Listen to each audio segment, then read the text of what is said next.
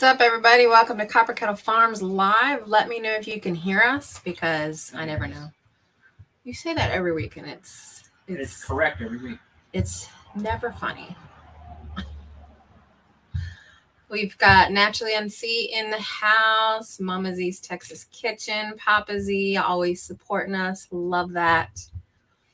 And 𝙂𝙧𝙧𝙧𝙧 says she filmed today for the first time in 5 months. Nice. You know, honestly, I'm behind too, which is not a big deal. It's just a matter of like, you know, here's the thing. I love having a channel and I love working on the channel. But at the same time, if the channel interferes with stuff that's important that we need to complete on the homestead, I'm not going to stress about the channel. So you guys have had a lot going on, job transitions. We've had job transitions. Donald's loving the new job. He's been there, 5 months now. So don't stress about it. It's fine. It's not like I'm not that worried about our channel being massive. I just enjoy doing it. You know, I made more money in this last month doing things not related to this channel than I've made the entire time I've been in business the last 8 years. Like, I'm just not even worried about it at all. I just love doing it. So, my granny's garden. Welcome, welcome.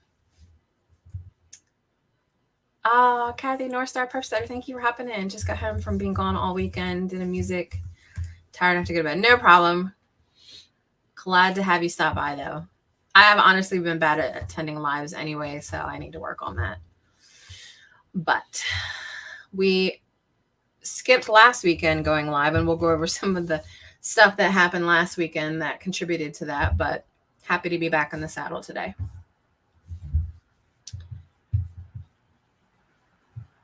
Don't forget to hit that thumbs up, too, while you guys are here, if you don't mind. Always appreciative.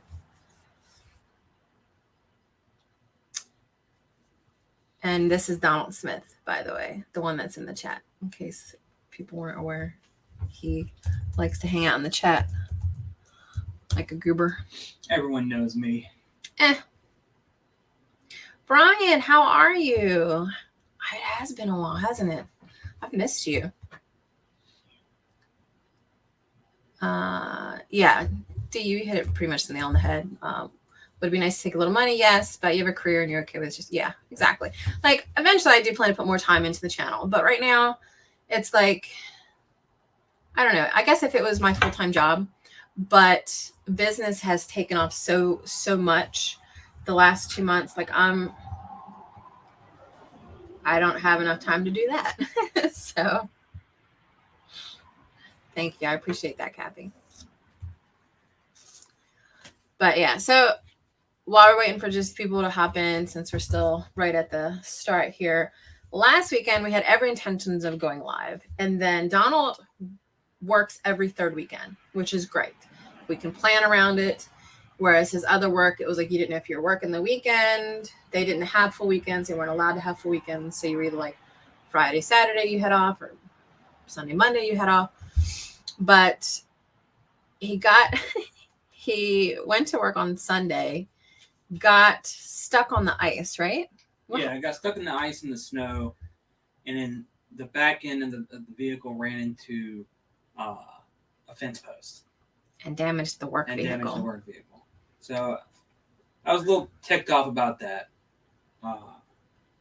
Which was fine. I just had to fill out a report. And yeah, wasn't a big deal. Go through all that kind of stuff. But it was just frustrating because it took him like 2 hours to get out. So. 2 hours getting stuck and trying to. It's instead of buying a truck that has 4-wheel drive, they went the cheaper route, bought two-wheel drive, and the tires weren't that great. So.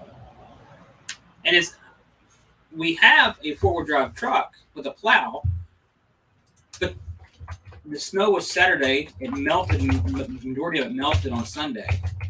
I didn't really need it, but this one spot happened to get ice, slid the truck into snow and grass. But then he came home. Then I came home, and my favorite chicken was missing. So gone. We think she got taken out by an owl or something. Yeah. Like you always have a favorite chicken, and that chicken was gone. Yeah. So I didn't have a good day. Yeah. But that's not all. What was it? So we went to bed that night. Now this didn't affect the live, but we went to bed that night, and at 3:30 in the morning, I hear Dad yelling up the stairs saying that he couldn't breathe. We need to call an ambulance. And we both jumped up, like we were out of bed, and I called Dad an ambulance, and we took him to the hospital. Luckily, we have a pretty decent emergency room here in 𝙎𝙤𝙧𝙙, but we sat in the hospital waiting to find out what was going on, why he couldn't breathe. They did all the scans, COVID tests. They did a brain scan. They did chest x-rays, heart EKG, all they did everything. And luckily, nothing serious. Well, it could have been if we had waited, I guess. Just a minor bit of pneumonia in his lungs is all they found. So they put him on antibiotics. But I mean, I think we got home at 8 in the morning. Yeah, right? Between 8 and 9. And so we just went right to bed. I think we slept till like noon. I took a personal day and he took off work. Yeah. But they released him. So it was just not a good weekend. So I'm glad we didn't go live in general. But that was the weekend, and the week has been way better since. Dad the next day he was puttering around outside despite the doctor saying you need to rest and drink lots of fluids. I don't know what it is with his generation, but hold him down. Yeah, the man's not going to take him down. So, and he actually got stuck today at the lawnmower in the mud, and my neighbor had to get him out. So like an hour on a 4-wheeler trying to get my dad. Took the lawnmower out back in the woods and got it stuck. So there's that. But yeah, things are going really good. Besides that last weekend was crap. So we are back. But today they are hard-headed. They are. I respect them. I love them for it. But did you expect that he would actually rest? Yeah, not really. I was hoping, Westerns. I would make him food, and that didn't happen. I think there's a mosquito in here. There is. Get it. What's on my screen right now? I don't want to slap my screen. So yeah, I guess I really didn't expect Dad was going to actually rest. So anyway, so the topic we chose to kind of just chat about tonight, and it can go in any direction, not an issue. But Donald and I, when we went to the store today to get our bi-weekly grocery run, he started geeking out about soil. So he wanted to talk more about soil today. And he's been taking some notes and doing research on things he wanted to talk about. So, and we were actually talking about, so Roots and Refuge did a video of raised garden beds, how to fill them when you got like the deep ones. It was a really good video. And one of the things that she talked about, which is something we want to do, it's kind of like a minor version of hugelkultur where you layer the bottom with sticks and logs or whatever. And then she put like composted leaves on top of that. And then you put soil, and that kind of helps you not having to fill the whole thing with soil. But Donald said that particular method, while it's good, is not necessarily good for vegetables. Okay, so it basically comes down to perennials and annuals. Perennials and annuals, because both types of plants utilize different forms of nitrogen. The perennial plants utilize more ammonium, nitrogen, whereas annual plants is usually most vegetable gardens utilize nitrates as their form of nitrogen. So you need two different types of bacteria environment to do that. So if you want the ammonium for perennial plants, that's where you get the fungal dominant. Not strictly fungal. You still want bacteria in there, but you just want more of the fungal than you do of the bacteria. And you'll get that from methods like the hugelkultur. anything that's a high carbon, woody content. And no plowing, no tilling. You know, you don't want to disturb those the ecosystem. You don't want to disturb the fungal hyphae that go through and connect everything together. Then you get the bacteria, the annual vegetables. You want bacteria dominated because they convert the nitrogen to nitrates, which is what the plants utilize. Both types of plants utilize nitrogen for their leaves, bigger leaves, greener leaves, to better photosynthesize so they can get their whatever they need. But you need the correct form of nitrogen. That's the main difference. So if you have a vegetable garden, or if you have a raised garden bed that's annuals, which most of the vegetables we plant are, which most of the tomatoes, plant are, you want squash, less wood in your raised bed. The downside, obviously, is that you have to use more soil for that. That's one of the benefits of putting the wood in the bottom, is to reduce how much soil you have to put in. But could you put something else that's not necessarily woody and would contribute to a bacterial environment? You can put less, or you can put things that are less carbon heavy, like hay. You can fill it with hay. Hay obviously is carbon, but it's less carbon heavy than wood. What if you have grass clippings? Would that count? Grass clippings, if it depends. If they're fresh grass clippings, that's nitrogen based. If they're dried, been out for a while, that's carbon based because it's dried out. It's now grass woody system. You can do that too. The only issue with using grass is it mats. Yeah. So it creates a barrier where it's hard to get water down. Sorry, you're feeling poorly, Teresa. We're just talking about the difference between fungal and bacteria dominated environments and how they contribute to like the raised bed environments. And it was mostly inspired because I watched that video from Roots and Refuge about filling the garden beds with the layer of wood and then the leaves and then planting your vegetables and soil on top of that. But Donna was pointing out that a lot of these woody bases, these hugelkultur bases for your annual vegetables, like your squashes and stuff, it's not actually the best thing to use. So we were trying to figure out alternatives to fill a deep bed. And we were talking about, you're saying hay. Now there are some, okay, so I mean, it's I'll say this, as long as it's a very limited amount, you can still put wood in the bottom to fill. It's more about what dominates that environment. It's about what dominates that environment. So if you want, I mean, you can probably put like a quarter of it, maybe at the most, and then the rest with like, you can do leaves, and then soil. So leaves would be a good alternative. Leaves will be a good alternative. They're. I mean, they scrunch. They crunch a lot. They crunch, yeah. It just comes down to the environment that you're creating. That you want, what you're trying to manipulate, basically. And soil is expensive, so it makes sense to try and fill it with something where it's not just soil when you get those deep garden beds. Yeah, you can fill it with you can fill it with that. You can have the soil if you even just if you get wood chips, and you can kind of mix a little bit more of that into soil.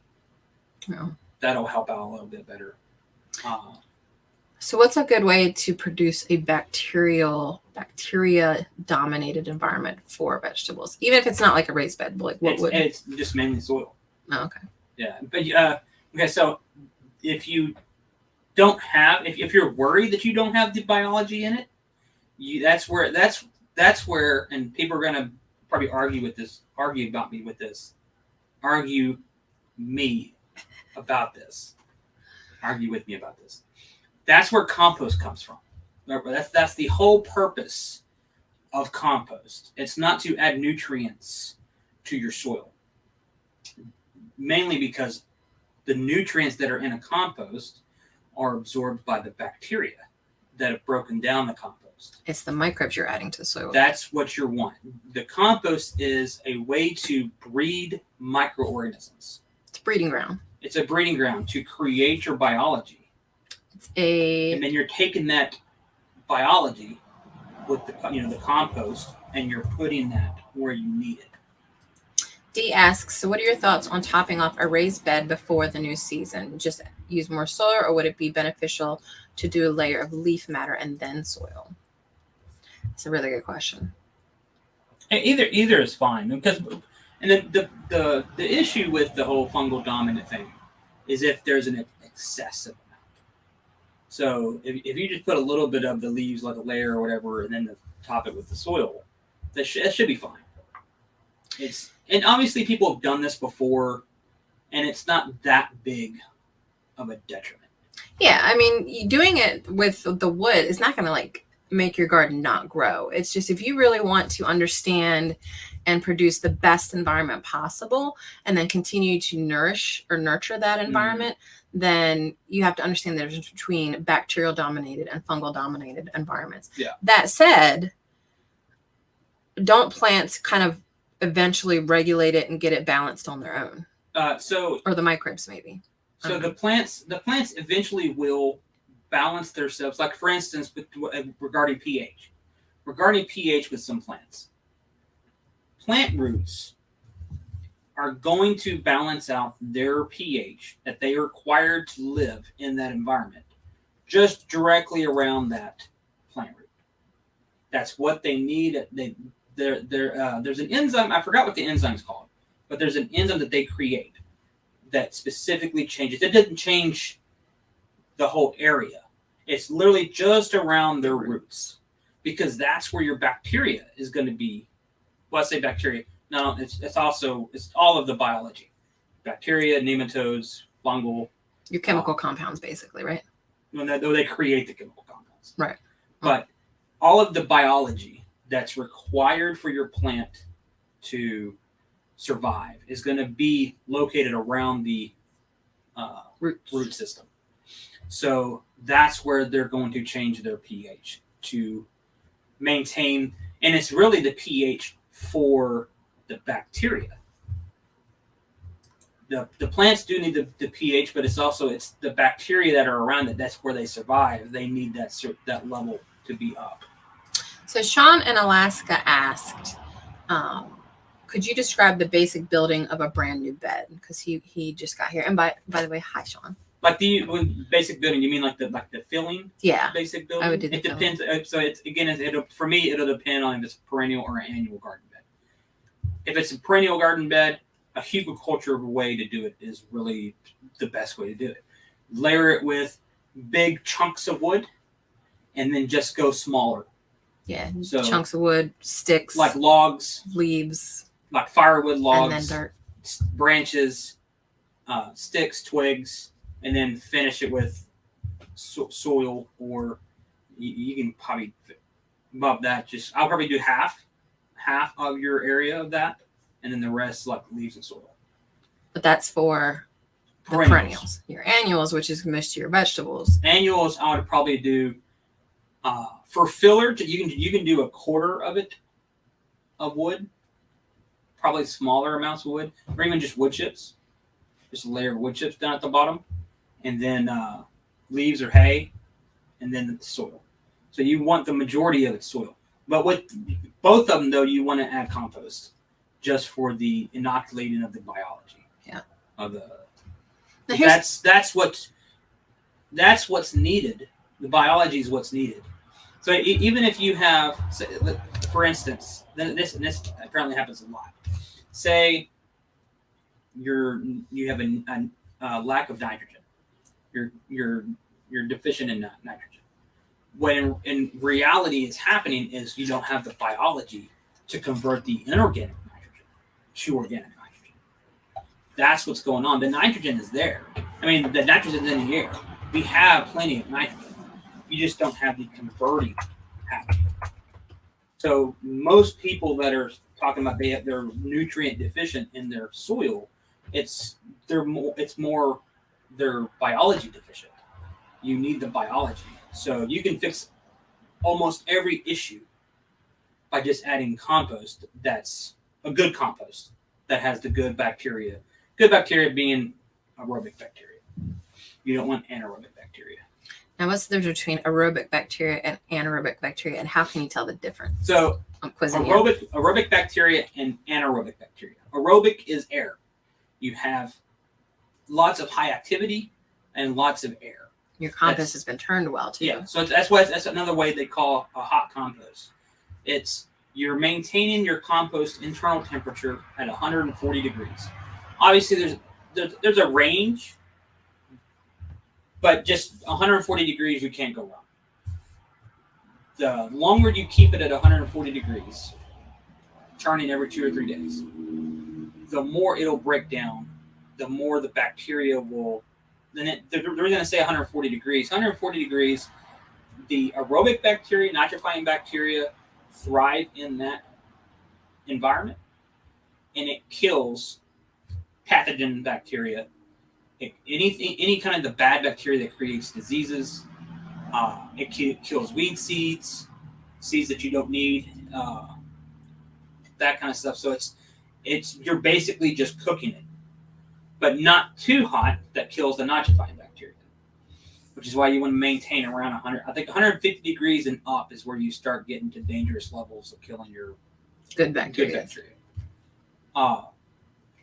Awesome. Welcome, Rem's Family Farm. Yes, and by the way, I'm rambling on. So. Well, and then my other question, what is anaerobic bacteria, and then how do you tell the difference between the two? Right. So anaerobic bacteria is opposite of aerobic. There's no air whatsoever. So it's basically black.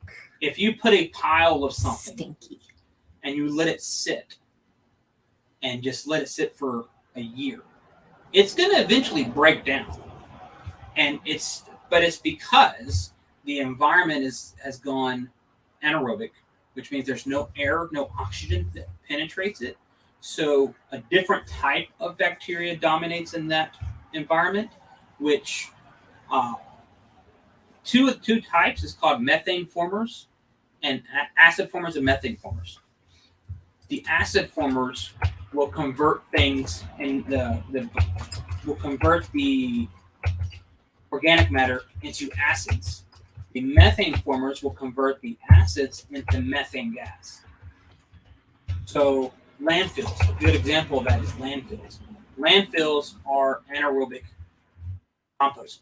That's all it is. So if you just let it sit and just sit there, it's going to off-gas methane, which is obviously is a greenhouse gas, going to go up and change the environment. And it smells. Bad. Like methane. It's like when you have those compost piles that just stink, right? Yeah. And the more nitrogen that you have in there, so the more green material or manure you have in there, the more ammonia smell you'll get. Because it's not breaking down correctly.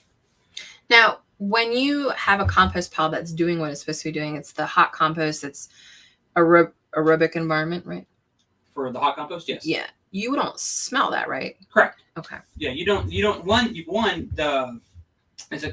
the smell comes from the bacteria. And the bacteria that creates the smell are specifically in the anaerobic environment.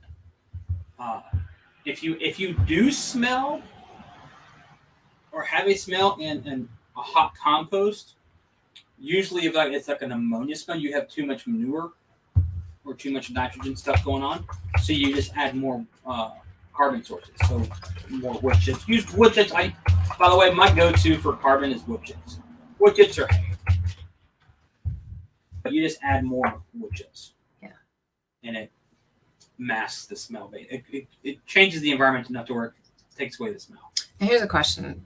I feel like I'm quizzing you right now. Yeah. But so let's say you have a compost pile.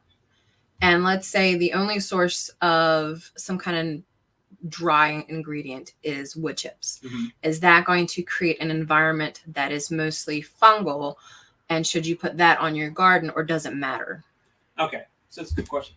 So for a compost to work, you need two things. Well, you need more than two things. But the two main things is carbon and nitrogen. So if all you have is wood chips, and you don't have the nitrogen, you just have a pile, like we have a pile of wood chips in the back, that's going to be a fungal dominant compost. But I'm not setting mine. We're not doing a hot compost on that. Yeah, it's just sitting there. It's just sitting there. Because I have no intention of making that a compost. I just haven't got to it to utilize it where the wood chips go for mulch. But yeah, if it's just wood chips, and you can actually turn it into a hot compost for fungal, and you're just turning it. But my question was, if you have a compost pile that you put fungal dominated materials on like that, should you put that on your garden, or does that matter? You don't want it, yeah. So you're basically inoculating your annual garden with fungal bacteria. Yeah. I keep saying bacteria, fungal microorganisms. Now, it won't kill the garden or anything like that. It won't kill. It's just not the best environment possible. Yeah. Okay. Like for instance, specifically, we'll just talk about the fungal thing. So the reason perennials require the fungal or prefer a fungal environment, because it's like mycorrhizal fungi. What they do is they attach themselves to the root one of two ways. They will just attach it, they'll grab on or whatever, or they will fuse themselves into the root system of the plant. Either way, what they're doing is they are making a symbiotic relationship with the plant. The plant provides them with �12𝙤𝙧𝙬𝙬, which is like proteins, carbohydrates, and starches.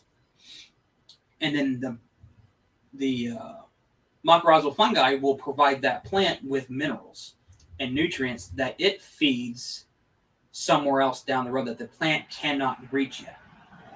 So it basically extends the plant's root system to further, and also water. It helps get water to the plant. So it's like the alien face suckers, right? Yes. From Alien. No.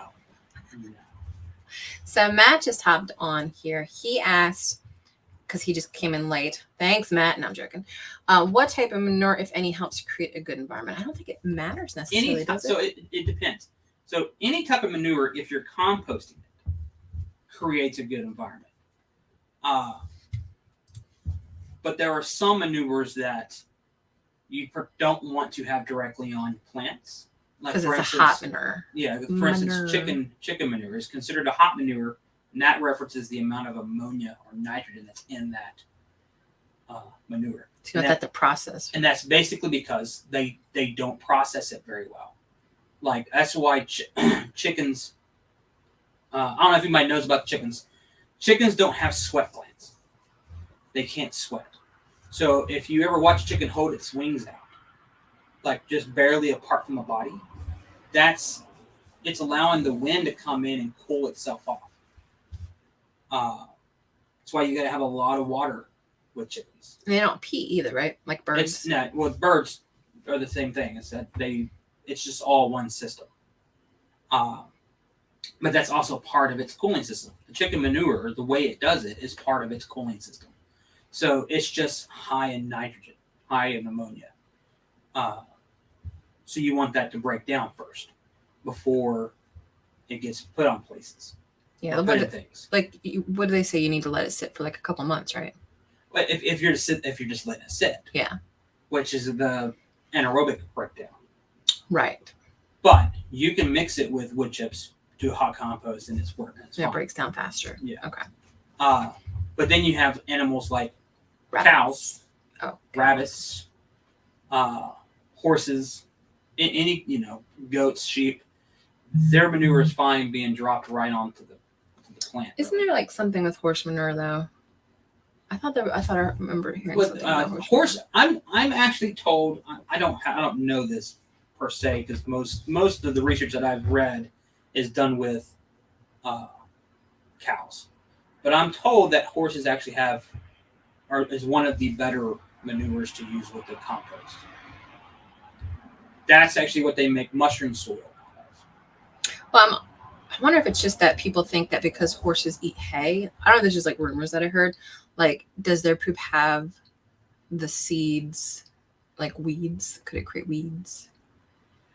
I don't know about horses. I know the ruminants won't. Yeah, the ruminants, they kill the seeds in there. Yeah, because they ferment. Chickens will.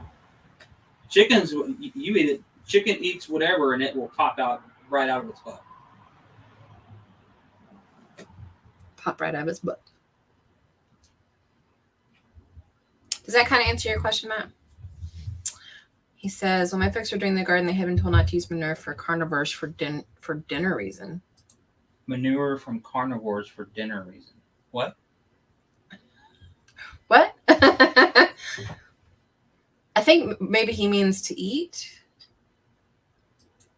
Like, I know that you're not supposed to use human manure for like 2 years. You want it to break down, but it is possible. There's actually 2 books that we want to get to understand how human manure processes. I know Doug and Stacy do their own composting of human manure, and we do want to get a composting toilet to try that out. Now, they also, theirs is that 2 years because it's a cold compost.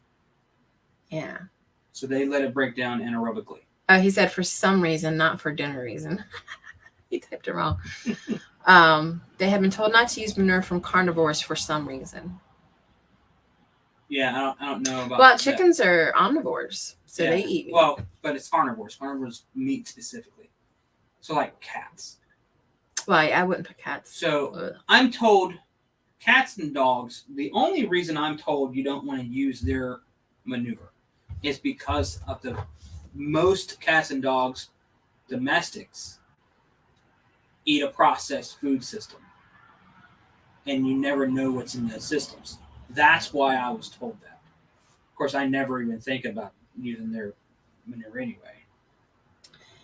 I'm actually looking it up right now. Yeah, with the parasites, yeah. If you, I still maintain if you have it in a hot compost, it should be fine. I still wouldn't recommend it. I would stick to farm animal like chickens, goats. I don't know goats. I don't even use goats. Since dogs have a high protein diet, their poop is much more acidic. Such as acidity, whatever. Yeah. Yeah, I've never thought about it. I mean, quartz already like pooping everywhere, but not in our garden, thankfully. Yeah. And Tinker's wife says that carnivore feces can contain parasites. Yes, I do read that too. Yeah. And if you do use dog poop in your garden, there are a chance that parasites from the poop lay eggs on your crops and could be ingested and make you ill. So, yeah, let's not use dog poop. Which is why hot compost is always. Yeah, goats you can put straight on the garden because they are the same type of pellets and they go through the goat system, which kills all of the. It's fermented. Yeah, it's fermented basically. That's why goats. There's a business model you can do with goats if you have enough of them, where it's a goat grazing business. Oh, that'd be so fun. Or I guess browsing is a better way to do it. Goat browsing business, where you will loan out your goats to a place that wants to browse out their brush. Mm-hmm. And the reason goats are really good at it, one, they're browsers. They prefer browsing instead of grazing. But two, because they're of their ruminant system, they destroy 99% of all seeds that they eat. So when they take down an area, the seeds usually won't germinate back. It'll take a couple of years for that to come back. Erlen says that we remind him of Wilson from Home Improvement because we're hiding at the bottom of the screen. Yeah. Well, howdy, neighbor. Hi-ho, neighbor. Is that what he said? Yeah, hi-ho, neighbor. Yeah, my setup is lifted because this is my work computer. And then this screen over here is even higher, so I'm like looking up. But I don't know if it's just our chairs are so low, but I don't mind it. Hides my double chin. I'm good with it. But yeah, and rabbit you can put straight on the garden.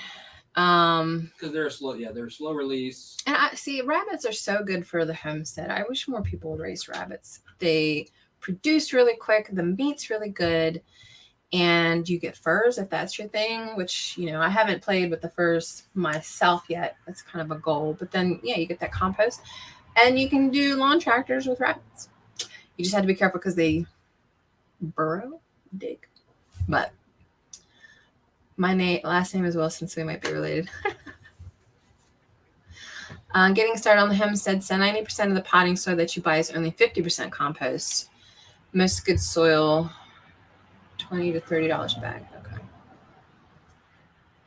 Yeah, we get, what is that brand we get? We get that organic brand from the local guy. I don't know, I forgot what it's called. Frog something. The one with the frog on it. Do you guys know what it's called? I don't remember what it's called.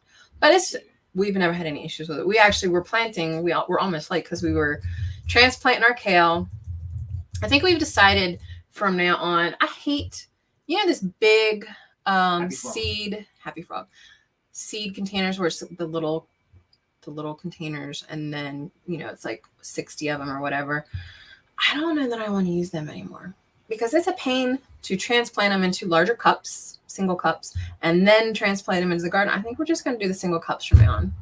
It just makes sense. I'm tired of using the little things. It's great to compact if you have limited space, but I'm not going to do it anymore. I don't like it. And they fall apart so easy.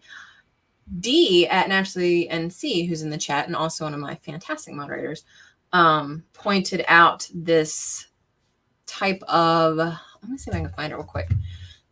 Can you talk about the seed tray that we like? The silicone? Yeah. It's a seed tray made out of silicone. You are not helpful.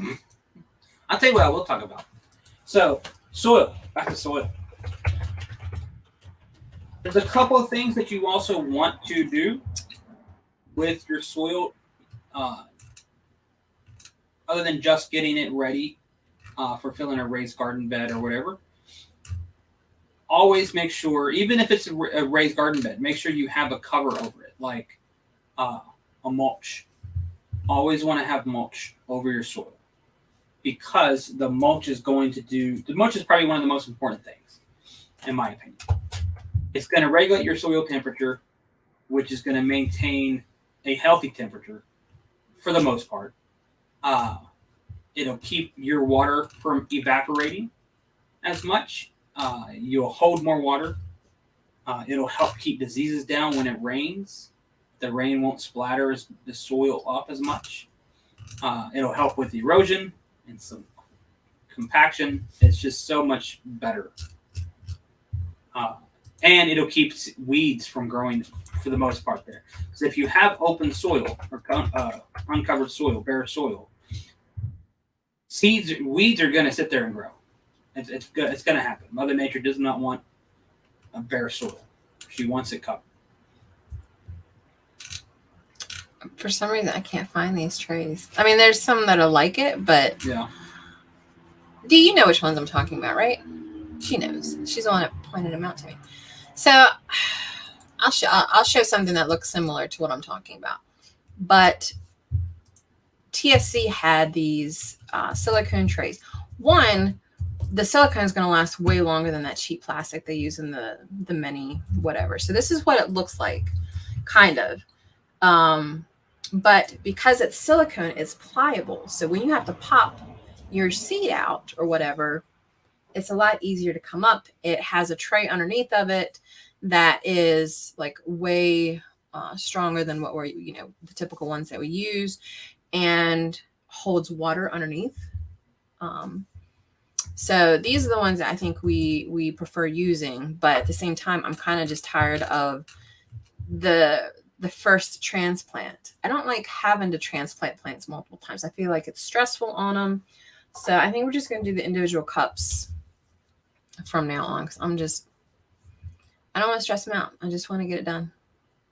There by Bonnie Plants. I love mine so much last year. I got more this year. Yeah, we probably will get some more of those for certain things, but yeah, we're going to try to stick to mostly the one transplant cups. I think that's what we're going to do. But we did plant some seeds tonight. We transplanted our kale. I started some herbs. It's a little early for some of them. My basil is doing really good. I have like this big, massive conglomerate of basil. I got to figure out how to separate them. I've got rosemary that's come up. Tonight I planted a bunch of stuff like calendula, rosemary, all from seed. And I know that rosemary does not do well from seed, and neither does lavender, but I'm going to try it anyway. The rosemary's up. Rosemary's doing okay. I'm out of mugwort. I got to get some mugwort, like catnip, lemon bee balm, stuff like that. I went ahead and started some seeds now, and peppers. Now is right about now is when we start peppers here. Some people start tomatoes here this early, but we cannot plant because we're in zone 6B until after mid-May, around mid-May, after Mother's Day. So, and most of our lettuces didn't come up. I think out of 9 trays or 9 slots, we got 3, maybe 4. I think it was bad. It was three slots, but one had 2 seeds that came up. So yeah, I don't know. So we replanted some lettuce. I just sent you the link. Where did you send it?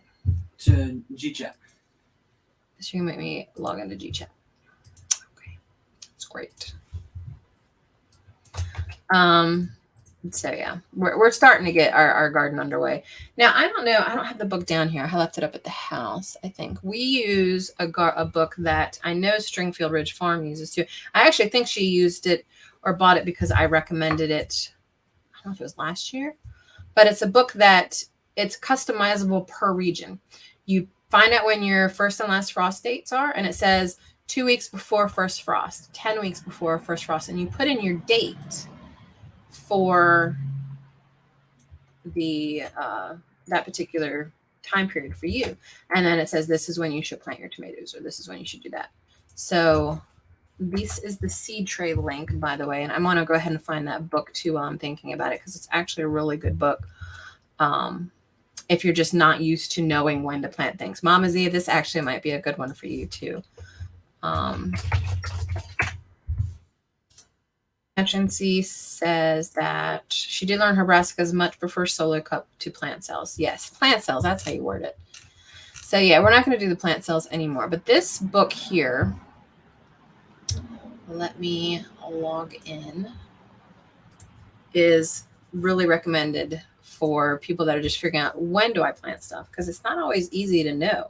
And I'll tell you what, another thing that annoys me, you guys got me ranting for a second, is do you guys ever notice that some of the seed packages don't tell you all the information, or it's not consistent? Some don't tell you when to plant, or some will say, what does someone say, like 60 days from frost or something, but it doesn't tell you whether that's indoors versus in the ground. Like there's just inconsistency.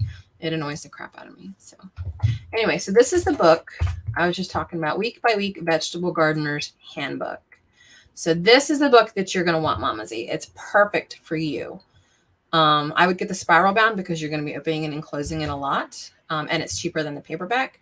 But you can write in pencil when your last frost date and first frost dates are. And then when it says, so from 6 weeks from your first frost date, this is what you need to plant. This is what you need to prepare in your garden. It's like my Bible. So I always recommend this book. Yes. Dee knows it. When she buys seeds, it doesn't tell you anything on the pack about how and when to plant. Yeah. And actually, I'm going to go ahead and jump into our quick commercial that we do for our lives now, just to support the one affiliate program we have. It's a really good seed company, but she is one that also does not put the information on the planting stuff. But again, she's a smaller seed company. The ones I mostly have complaints with are like burpy, inconsistent with, if you're buying any of their seeds. But in the interim, enjoy this quick commercial break. As you know, it is seed buying and starting season, and we are so excited to grow with all of you, both in the garden and on YouTube. That's why we buy a lot of our seeds from Mary's Heirloom Seeds. Mary has grown her business from scratch to give us an affordable option for buying and growing our own food in the garden. She provides over 800 varieties of heirloom seeds, regular gardening tips and tricks, and the opportunity for all of us to continue supporting small businesses. So if you're ready to get down in the dirt, consider buying from our affiliate link below to order directly from Mary's Heirloom Seeds. And we're back. I love doing this. I'm going to do a different one next time. But so, yes, that is the book I would recommend for anybody that's starting out in gardening. And honestly, like Roots and Refuge is a fantastic channel to watch for beginner gardeners. I think they're doing that show. I have not watched it yet. Have any of you guys watched the show that was supposed to come out with them? I don't know what it was supposed to be on like a certain network, or I don't know how all of that worked. I haven't watched it, so I don't know. Natural C says, yes, she sends emails out routinely with blog links to growing guides. Yes, Mary's provides a lot of detailed information, which I think supplements the labels of her packages not having the seeds and stuff. And honestly, she does a brilliant job with how she does her packaging. So, and it's the little manila envelopes, which I prefer over those really weird colored seed packets. It's on a paid network. Okay. So that's probably why I haven't seen it. It's on Justin's show. It's like Justin's network. Honestly, I feel like I have been so disconnected from the community lately. So I don't know what's going on. But it wouldn't surprise me if that was like all combined together. Our show is this. This is our show. I actually wanted to see, I was hoping Jason would be here tonight because my dad found a skull. I posted it on Facebook. So those of you that are friends with me there or follow us on Instagram, we have a skull, and I was trying to figure out if it was a deer skull or a coyote skull or something. And I'm not sure, simply because here, I will see if I can grab the photo real quick. It didn't look like it had canines. I don't think it's a coyote skull. I think it's a deer skull. But here's a link to it, and you can kind of see the teeth in this one too. This is our Instagram, by the way, if you don't follow us there and you want to. You saw the first one and it was really good. Yeah, I would like to check it out, but I've got so many paid networks already. You know what I mean? Like Netflix and Amazon Prime and Stars for Dad, so you can watch all of his Westerns, and Paramount for Dad, so he can watch his soap opera. Like, that's literally the only reason I have it. Maybe Price is Right too, but Tinker's Wife says, here in Portland, Nursery has a fantastic quick reference sheet that tells when to sow indoors and plant out and when to direct sow. It's a 12-month calendar. See, that's what we need more of. But you would need them regionally, yeah. I was trying to think, could you do a calendar and then have people fill in their dates? But that wouldn't work because it's a calendar. So, but I don't know. Maybe you could do like, there's another book I have called Vegetable Gardening in the Northeast. And they have different regional books by the same publisher. And they say if you're in zone 6 or 7, you know, zone 6, you do this, zone 7, you do this. So it's strictly, you know, about the Northeast zones. But I could see that being a calendar. Blind Guy, his wife in the life. Hello, welcome, welcome. Oh, no problem. I'm just glad you're here. I actually need to get your logo so I can send you that phone case too that you won. I think it was a phone case you won. So I'll have to email you about that. It's been crazy, so I haven't been responding to emails or anything. But we have been doing a little bit of filming. So, oh, another thing we got this week, I totally forgot to talk about. We got a new goat. Donald came in and he's like, do you want a goat? And I'm like, well, I got goats. And he's like, no, I found a goat. Because none of our male goats have their equipment. So we can't do any breeding. And what was this, like Tuesday or Wednesday?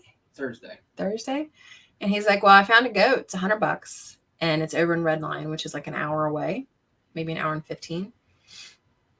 And he's like, and it's still available. Do you want to go get it? So we just last minute, it's like, sure, let's go drive an hour after work to go pick up this male goat. So we did. And actually, I posted a picture of him also. I will link that on our Instagram real quick here. So we don't have a name for him yet. We're still figuring that out. We may do like a naming contest or something for him. But he's a Nigerian dwarf pygmy mix, right? Mm-hmm. They call him, what do they call him? Stuart. I'm not going to call him Stuart. I don't like Stuart. But let me tell you, the first male goat with his stuff intact to come onto our land, and the goats have just been fawning over him. It's like Elvis has walked into the building, and it's been amusing to watch. I have not seen that before. So we tried to put him in with the goats just to see how they would do. And that was cute at first. It was weird because we also have a Nubian. Everything we have is Nigerian dwarfs except the Nubian and now this Nigerian pygmy mix. And the Nubian's tall, like big, tall, lanky, floppy-eared girl. That's the one he gets in and wants to mount first. And he can't reach her very well. So there's a lot of jumping going on. And I filmed some of this, so I will have footage when we put out another vlog. Hopefully within the next week. I've been combining some of this footage.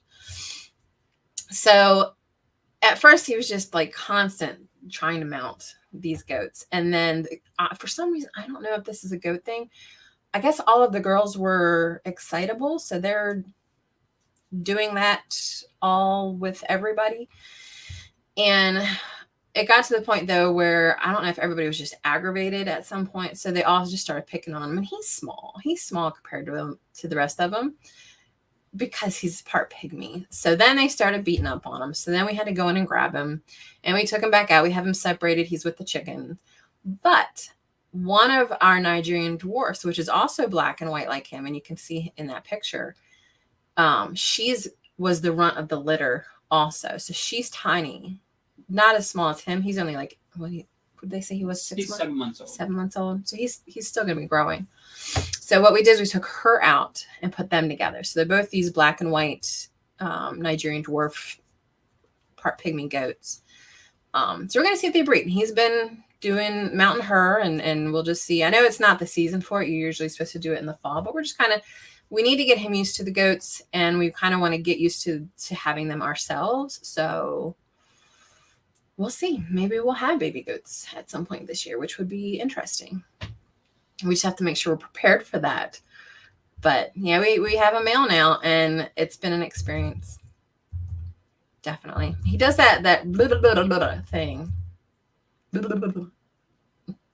Yeah, I want goat babies so bad. I keep seeing, so if you guys don't follow Big Bear Homestead, they just had a bunch of goat babies.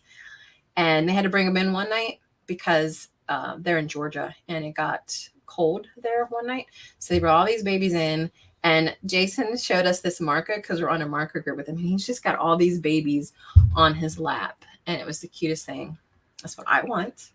5 months, by the way, is on average gestation period. So what's 5 months from today? August. That's not too bad. When he's 1.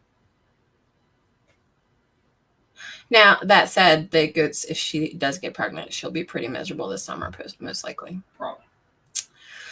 So, yes, we are going to work on having a breeding schedule this fall. But for now, we'll just see what happens. I'm not prepared. But luckily, it takes a while anyway. So, but back to Donald's soil thing. I think that Donald should do a video about these types of environments, the fungal dominated versus the bacterial dominated environments and how they affect your garden. So if you guys are interested in that, in the chat, if you wouldn't mind putting a thumbs up, then maybe that can convince him to sit his butt down and do that this week, which would be great. So thumbs up in the chat if you think Donald should do a video about what the difference between fungal and bacterial dominated environments in your garden are. Let me get you. Oh, we got a thumbs up already. I'm just saying. Putting me on blast. I am putting you on blast. Okay, now it's recorded and it will never go away. We got more thumbs up.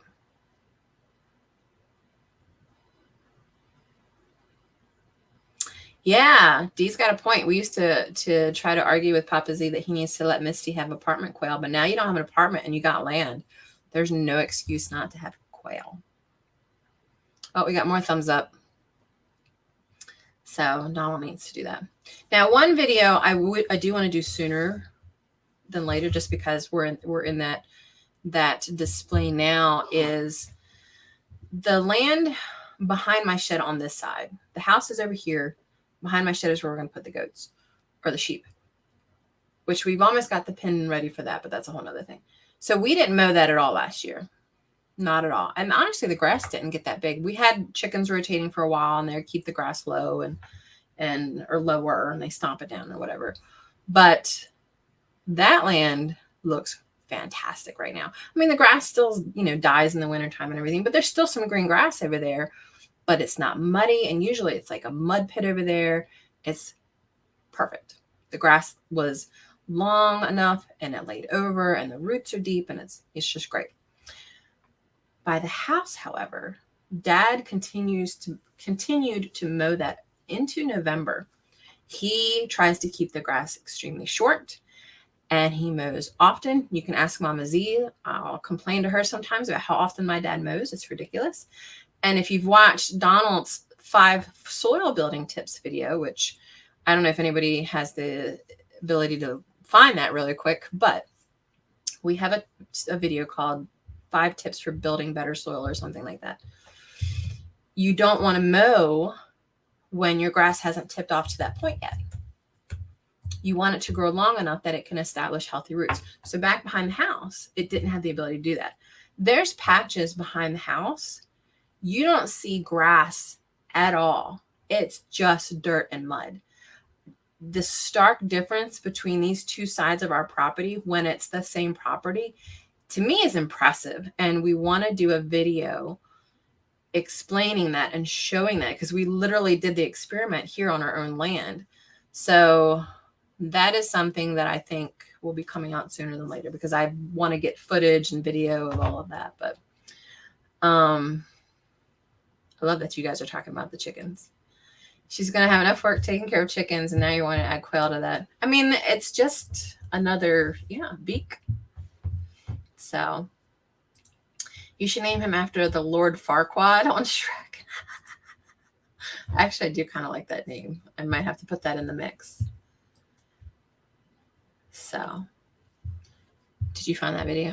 Were you looking for that video? Mm-hmm. So Donald's going to link it if he finds it. I probably could have found it faster, but Why didn't you? Because I was talking. Yeah. Well, then be quiet.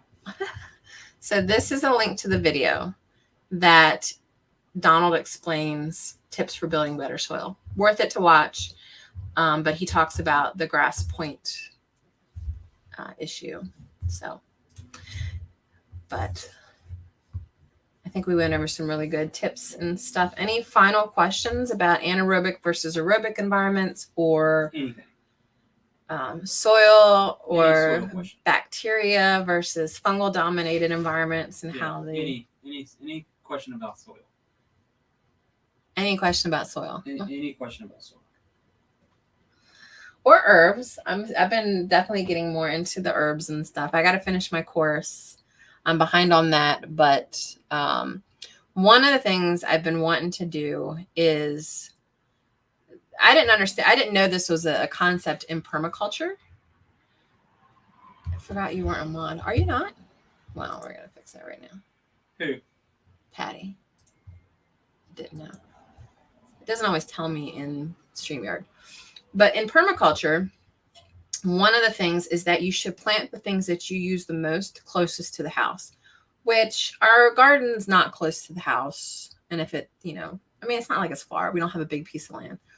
But one of the things that I'm going to do, Donald built me a really nice raised bed on the back deck. And I'm going to put the herbs that I'm going to use the most in the kitchen in there because I just walk out the back door. The herbs are right there. So we're going to try to migrate into that way of thinking too. All of my culinary spices will be closer to the house. My herbs for both spices and also medicinal will be closer to the house.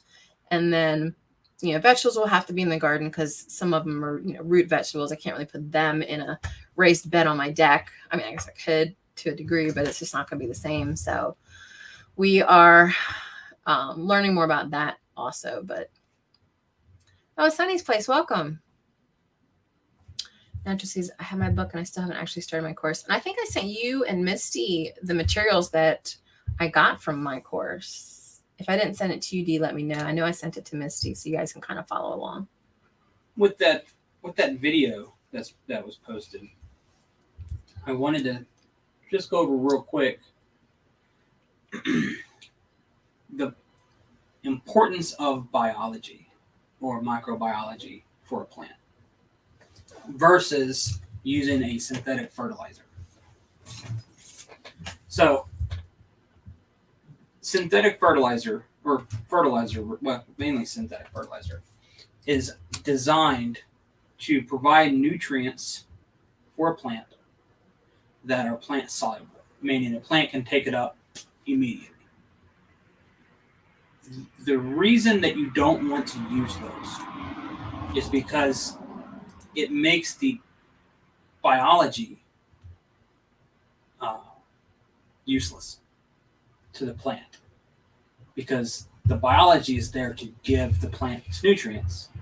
If you're giving that plant nutrients already that are ready to go, the biology is not needed. So the plant will stop attracting the biology to it. And then now you're going to have a soil that's void of life. And to maintain your healthy plant, you're going to have to constantly give it that same fertilizer over and over and over. Nothing else is going to grow in that environment. Ideally, what you want to use or do is not use any chemical whatsoever and just throw in compost to establish your biology. And the only thing you should have to provide is organic matter on occasion, depending on your and depending on what you're using. Like, so if you have a pasture and you're grazing animals, you shouldn't have to add any organic matter. The animals are adding the organic matter for you. If you have a vegetable garden, you're going to have to add organic matter. It's just the way it is. You're taking the animal out of the picture, so you have to replace it to ensure that the organic matter is getting into the system, that the biology can break down and do all. Now, the plant is providing organic matter through its roots, but you also want to, it's not enough. You need to add more. And usually that's in the form of a mulch or something that's just going to be broken down.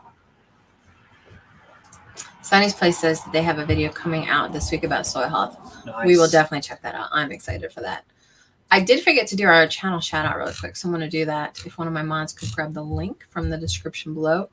We like to share the love every week because, you know, we're all kind of in this together, building homesteads and trying to live sustainably and being independent and learning from each other. So we love to share the love and give a little bit of boost to another channel. This week, and I usually pick from somebody that has interacted with us recently, whether they were in our lives or they commented on one of our videos, because, you know, that to me shows that they, you know, have supported us as well. But our channel shout out for today is Homesteading and Hungry, which I feel with all of my being because I'm constantly homesteading and hungry. But I was looking over their channel this today, actually, and they were doing some basic homesteading hacks. They did a John Deere tractor review. They did the sourdough starter, which is something I've been wanting to do. I have never made sourdough.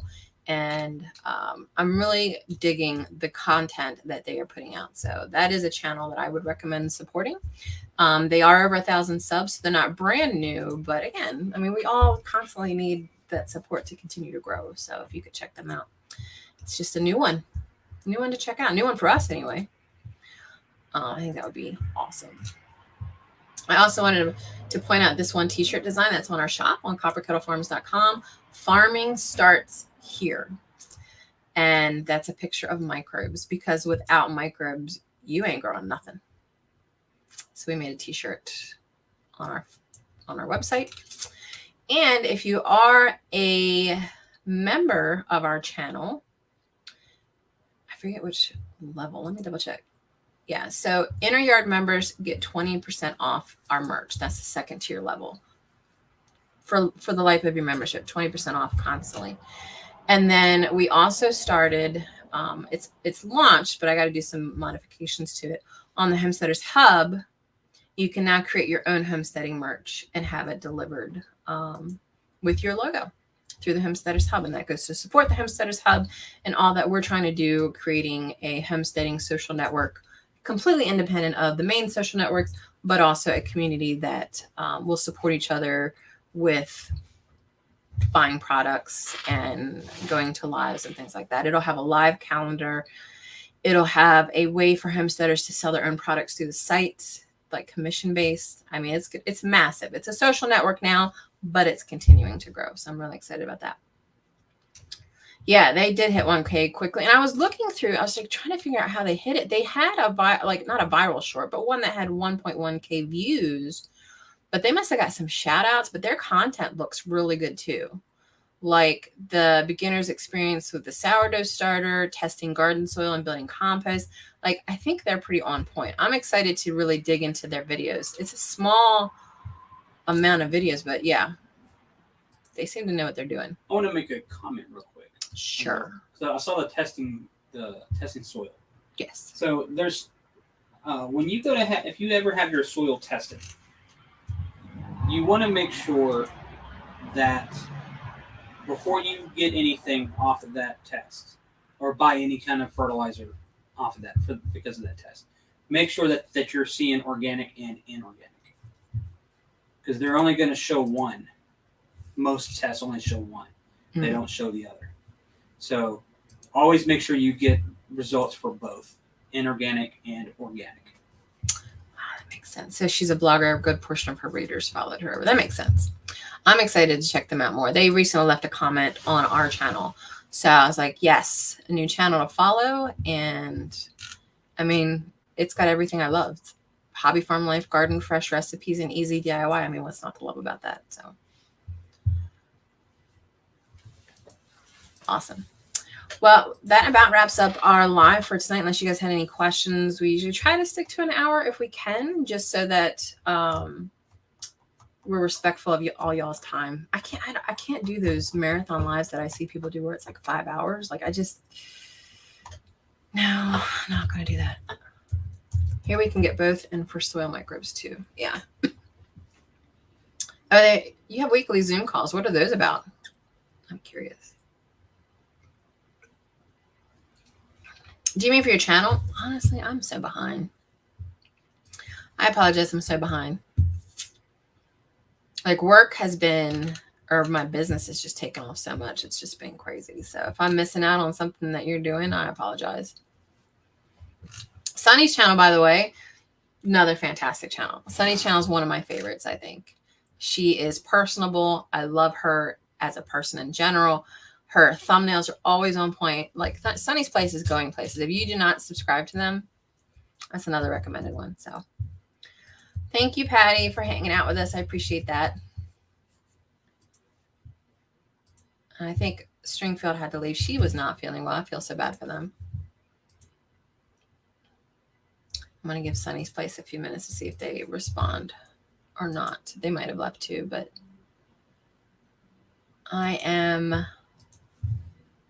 group of us creators get together once a week to talk about our channels, learning more about thumbnail storage. So that's awesome.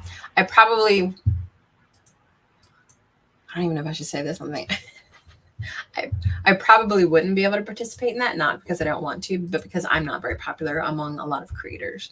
So I'm happy to discuss that independently.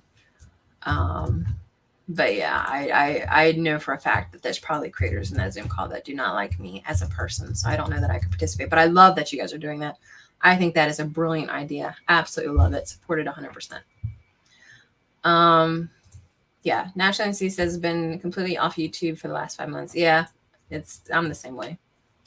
So anyway, thank you guys for hanging out with us tonight. Absolutely love everybody that was in this chat tonight. You guys are fantastic. Love supporting you. If you could give us a thumbs up before you head out. And certainly check out any of the links below, wish lists, or our website. Check out some Copper Kettle Farms merch. We do have some more designs that will be coming out. You can even get a backpack, guys. I mean, come on. That's so cute, right? That's cute. That's pretty cute. Secondary storage nest and external hard drives. Nice. Sunny's Place. I will be in touch with you. Maybe I can like just talk with you privately about ideas on that kind of stuff too. So awesome. You guys take care, and we will see you next week, Sundays at 9 p.m. Eastern, and we'll figure out what next week's topic is, but I'm sure it'll be awesome. Probably more soil. Maybe something else. Peace, guys. Peace.